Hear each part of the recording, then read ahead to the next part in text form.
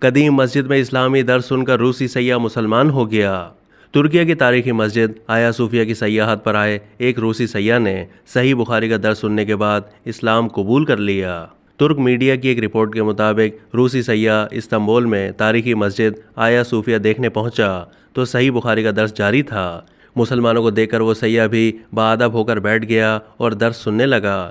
روسی سیاح نے بخاری کا درس سنا تو اسلامی تعلیمات سے متاثر ہو کر اسی وقت مسلمان ہونے کا فیصلہ کر لیا۔ روسی سیاح نے اسلام قبول کرنے کی خواہش کا اظہار کیا، جس پر امام مسجد نے کلمہ پڑھایا۔ تاریخی مسجد میں کلمہ پڑھ کر اسلام قبول کرنے کی روسی سیاح کی ویڈیو سوشل میڈیا پر وائرل ہو گئی۔ یہ ویڈیو ترکیہ اردو نے بھی اپنے ٹویٹر اکاؤنٹ پر شیئر کی۔ ویڈیو میں دیکھا جا سکتا ہے کہ آیا صوفیہ کے امام ایک روسی سیاح کو کلمہ پڑھا رہے ہیں۔ روسی سیاح کلمہ پڑھ کر دائرہ اسلام میں داخل ہو جاتا ہے اور اس کا نام احمد دنیز رکھا گیا۔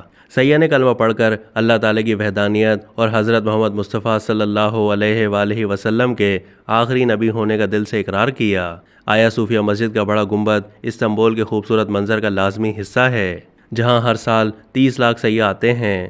یہ 2019 میں 38 لاکھ سیاحوں کے ساتھ ترکی کا معروف ترین مقام تھا۔ یاد رہے کہ مسجد آیا صوفیہ کو 1500 سال پہلے بازنطینی عہد میں گرجا گھر کے طور پر تعمیر کیا گیا تھا۔ 900 سال بعد سلطنت عثمانیہ کی فوج نے استنبول پر قبضہ کیا اور اسے مسجد میں بدل دیا۔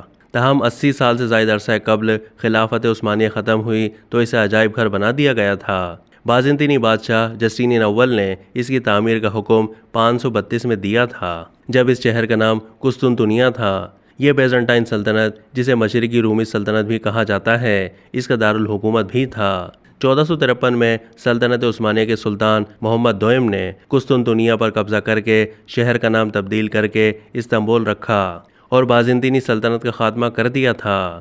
اب تک کے لیے اتنا ہی۔ مزید معلومات کے لیے ڈیلی جنگ کے یوٹیوب چینل کو سبسکرائب کیجیے۔